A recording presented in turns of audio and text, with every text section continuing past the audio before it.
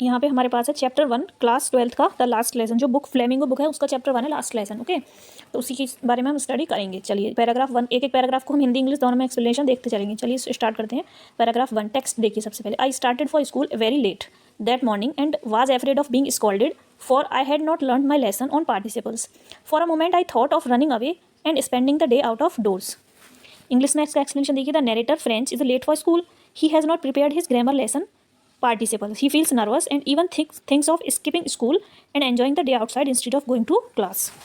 ठीक है, अब हिंदी एक्सप्लेनेशन देखिए इसका। कहानी का जो नायक है फ्रांच उस सुबह देर से स्कूल के लिए निकलता है। उसने पार्टिसिपल्स यानी जो ग्रामर में उसे पार्टिसिपल व्याकरण का पाठ याद नहीं किया है, इसलिए वो डर रहा है मास्टर साहब डांटेंगे। उसे एक पल के लिए लगता है कि क्यों ना स्कूल ही छोड़कर बाहर घूमने चला जाए।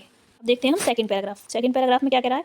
It was so warm so bright the birds were chirping it seemed much more tempting than the rule for participles but I had the strength to resist and hurried off the school. English में देखिए इसका explanation. The morning is beautiful, sunlight, chirping birds and soldiers drilling. Franz is tempted to play outside but finally he forces himself to go to school. Hindi explanation देखिए। सुबह का मौसम बहुत अच्छा है, धूप खिली है, चिड़ियाँ चहचहा रही हैं। चिरपिंग मीन्स होता है चहचहाना। और मैदान में सैनिक अभ्यास कर रहे हैं। ठीक है, फ्रांच को बाहर खेलने का बहुत मन है लेकिन वह खुद को रोकता है और जल्दी जल्दी स्कूल की ओर चल देता है। अब देखते हैं next third paragraph. As I pass the town hall there was a crowd in front of the bulletin board for the last 2 years all the bad news had come from there. English explanation देखिए। On his way French notice a crowd at the notice board of the town. यानी रास्ते में French ने notice किया क्या, एक भीड़ इकट्ठी थी जो नोटिस बोर्ड था वहाँ पे। This place usually displayed war news, loss of battles, orders from Berlin, he wonder what bad news it might be today. Hindi explanation देखिए। जब फ्रेंच टाउन हॉल से गुजरता है तो नोटिस बोर्ड के सामने भीड़ देखता है। पिछले 2 सालों से यहीं से युद्ध से जुड़ी सारी खबरें, हार, आदेश आदि आती थी। वह सोचता है कि आज कौन सी नई बुरी खबर लगी होगी। Now let's come to the paragraph 4 text. My heart beat fast when I got to school, usually there was a great bustle but now it was all so still.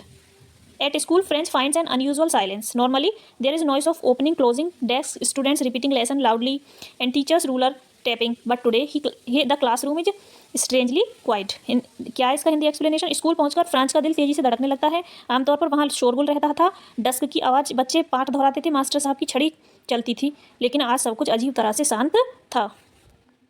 अब देखते हैं paragraph 5। But nothing happened that day. Mr. Hamel saw me, said very kindly, "Go to your place quickly, little French. We were beginning without you." English explanation. French expected scolding because he was late, but surprisingly, Mr. Hamel speaks gently. This unusual kindness makes French feel uncomfortable. French सोच रहा था कि देर से आने पर master साहब डांटेंगे, लेकिन आज मिस्टर हेमल ने बहुत नरमी से कहा, जल्दी से अपनी जगह पर बैठ जाओ छोटे फ्रेंच, हम तुम्हारे